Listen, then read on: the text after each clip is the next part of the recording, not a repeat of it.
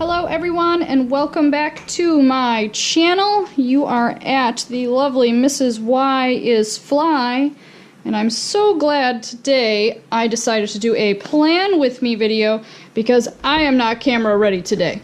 Let's just keep it real here. It's Sunday. I've been sitting on the couch most of today. I have a couple pimples coming in and I just didn't really feel like getting all pretty to make a video. So I was like, well, I need to fill out my planner for next week. So let's do that. And you don't even have to see me. Ha! It's so great. You'll just see my hands. Which again, I wish I had my nails done, but you know, life gets in the way of extra things like that. So today I am going to show you sort of how I set up my weekly planner. And this is my planner right here. I'm at my kitchen table getting ready to just crank this out for y'all. So I have a happy planner. I am not an Erin Condren fan. I mean, I appreciate her. I think she's lovely. I think her products are beautiful, of course, but it just doesn't work for me. It's not big enough. The happy planner, this is the, I think they call it the largest planner, whatever they call it. I need a lot of space because I like to write everything down, even in the days of technology and the era we live in, which is great. I can't. I have to write everything down or I forget. So this works best for me. This is my second year using a happy planner for school, and that's about it. So this is the 2017-2018, the big happy planner, as I said. Just the, you know, run-of-the-mill stock purchase that I made. So I have added a couple little extra things that I'll just go through real quickly and talk about before we get into the nitty-gritty. This little leopard print pocket that I absolutely love, I got on Etsy. I'm not sure exactly who I bought it from. I'm really sorry. I'll try to credit them in the description below. And then I just have these little, this was a happy planner paper clip, and then this little octopus guy is a little bookmark, but I just thought he was cute. And then I have the teacher expansion pack for Happy Planner. Has these really great pocket folders too that actually fit the big planner size. Go figure, unlike my little leopard print guy here who was apparently for the classic size. I either probably didn't read close enough because I was just so excited to purchase it, or it wasn't labeled correctly on the website. I don't know. Either way, I love it, and it's small, but who cares? It does its job.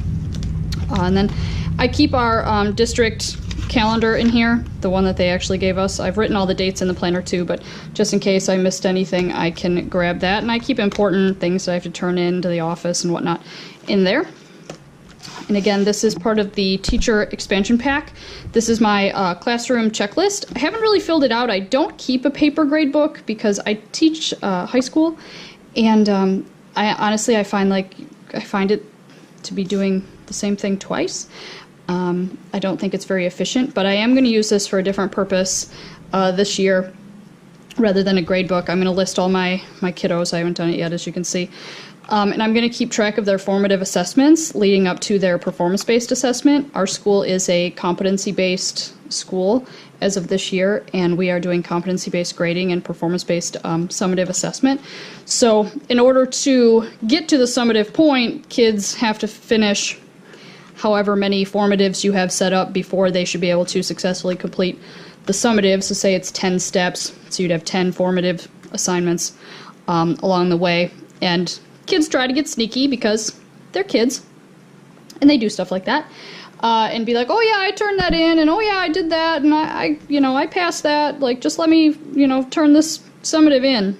No, little Timmy, you did not. Right? So I go through and I keep just a list so I can have that readily available, and I have a whole bunch of sheets ready for that.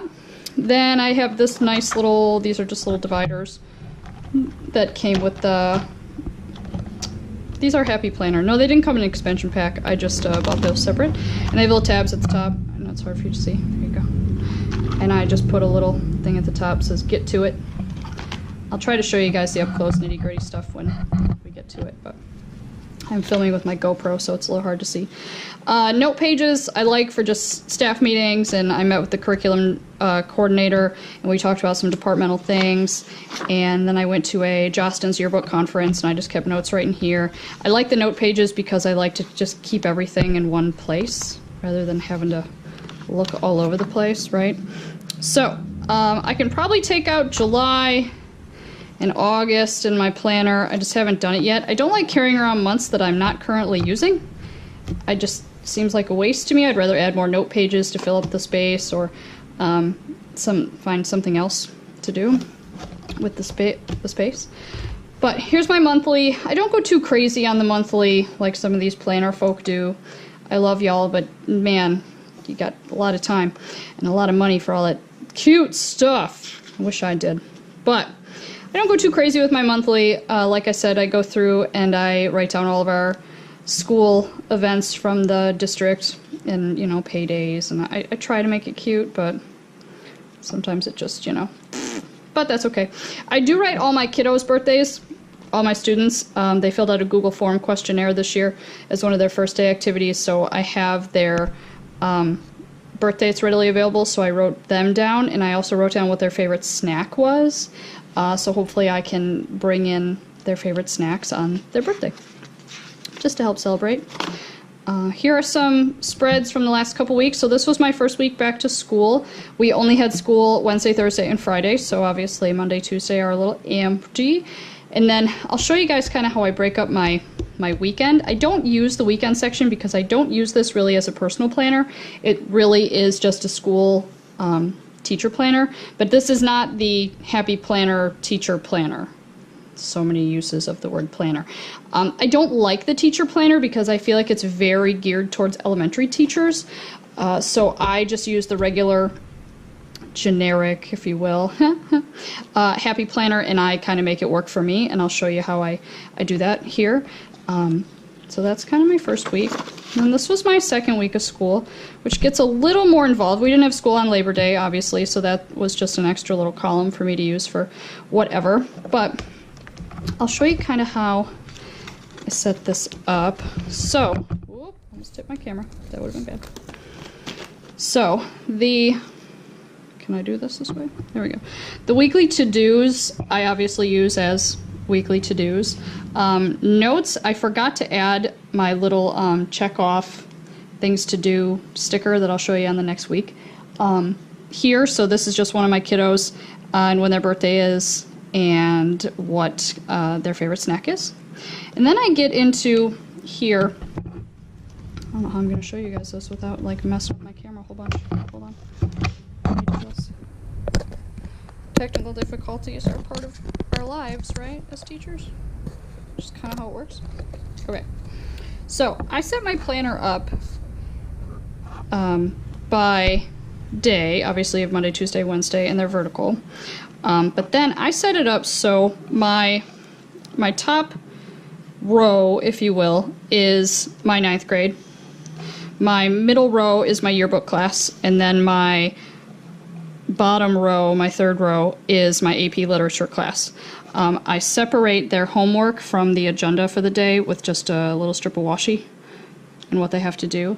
My yearbook row always looks a little crazy because it's really just like a giant to-do list, and then anything we don't get to that day, I just make arrows for the next day until we get everything accomplished that we need to. Same thing, I'm big with the arrows. And then at the bottom, alright, so we're back. I've filled up some stuff, as you can see. I filled in my roundhouse Monday, Tuesday, Wednesday, Thursday, Friday. Thursday we have an assembly, so that's what that little guy says. I've never used one of these little check-off to-do guys, so we'll see how it goes. I cut my little reminder thing in half. We're gonna see how I like that. I just chopped it. See? Added a new little header above that. Important. And then just I have a meeting on Monday, and I added our it's like an avalanche testing little decals in there for Wednesday and Thursday for my freshmen. Figure I might as well use those testing decals or stickers while I can, because we don't do a lot of standardized testing in our district, which is amazing. And I'm sorry for all of you who are stuck doing that. But with competency-based education, your performance-based assessments, essentially they'll take over for your state standardized tests, hopefully in the future. And that's what New Hampshire has been working on for the past, oh geez, 9 or 10 years. So here's hoping everyone will follow suit. So this is how I kind of set everything up, and then obviously my dashboard will go in. I do love having a dashboard. If you don't have one, it is a really, really easy and practical addition, and pretty cheap. I mean, I got like a pack of 3 for, they were like $5 maybe. But I really like it because Post-it notes stick to it, and then it goes with you like all over the place, and it doesn't block sort of anything else that is going on, which I like. And it makes it, with the tab on top, makes it really easy to find like your day, which is good. Always got to have a little bookmark type situation. So, not really sure what else to tell you about my planner other than, you know, I fill everything in. So like I'll show you. I don't want to go through and fill everything in with you. I think that would be kind of boring, so I'm not going to do that. Hopefully you guys can kind of read this. Sorry, I know the camera's weird. So my freshmen always start with silent reading. That's what SSR is, silent sustained reading. Sometimes I give them 20 minutes, sometimes I give them 10, just depending on how much other stuff we have to do for that day. But because it's a Monday and I haven't seen these guys in a couple days now because we had Friday off, they might be a little squirrely, so it might take them a couple minutes to get focused on reading, so I'm going to go with 20. I have to collect some character analysis charts that I assigned last week from the story Thank You Ma'am, one of my faves. We're going to play a fly swatter review game for characterization for the 2 different types, for direct and indirect. I'm going to read off samples and they have to tell me if it's indirect or direct characterization and why. Then we're going to talk about the lottery, which was their homework to read, and their annotations on that. We're going to do a theme walk and talk. I'm really big about getting kids up and moving around and doing things in the classroom. I'm not a sit in rows kind of teacher. Like I would go crazy if kids just sat silently and stared at me. So we're going to talk about theme. We're going to take a walk around campus and talk about theme and partners and small group. Then I do a nice, cool 3x3 analysis activity with them that I actually learned at my AP workshop, but I'm starting my freshmen out early doing that, and I got a lot of really astute, if you will, freshmen this year, so they'll definitely be able to handle that. Then we're going to talk about definitions of some words before we do all that come up in the lottery and kind of relate those to modern day, and it always leads to a pretty good conversation. Then we're going to read Cask of Amontillado for homework, and I have some compres. You can do it. Comprehension.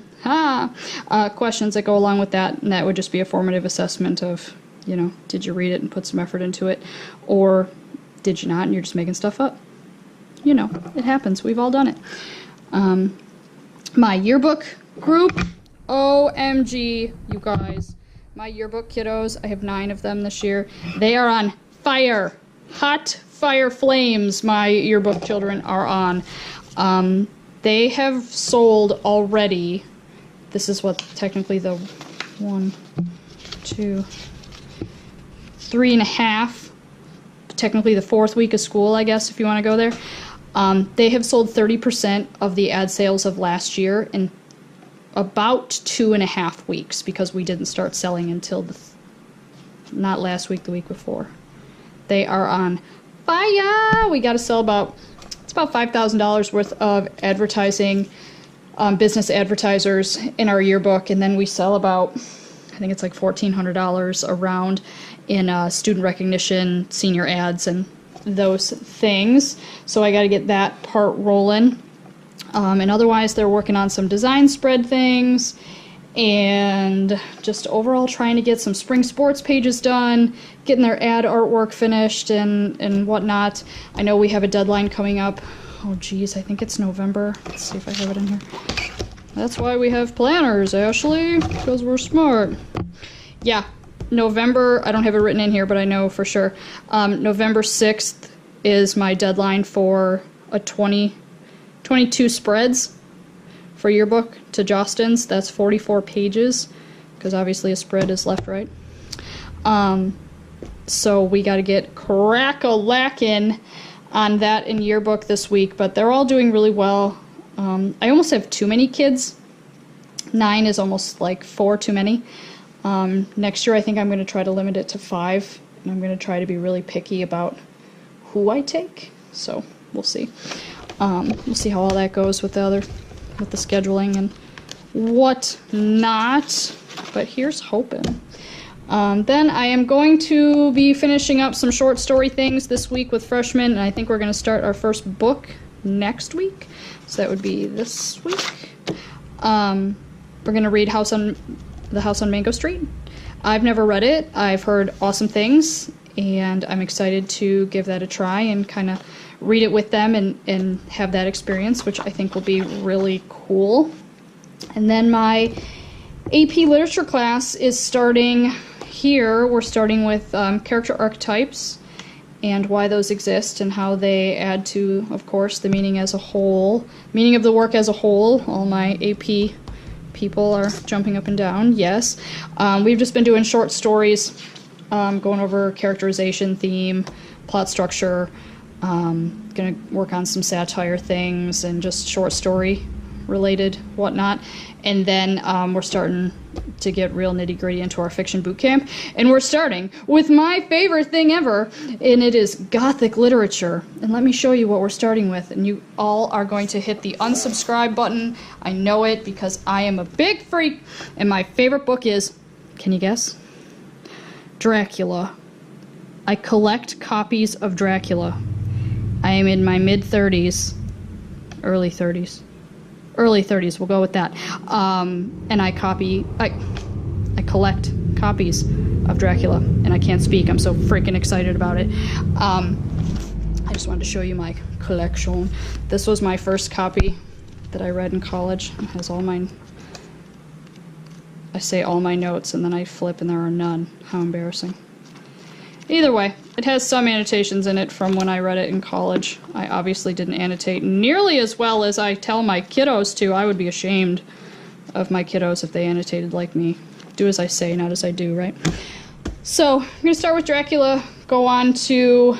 They've all read Frankenstein already in British literature, so we'll talk about it, but we're not going to read it. Going to do a little Heart of Darkness, I think. A couple Gothic short stories...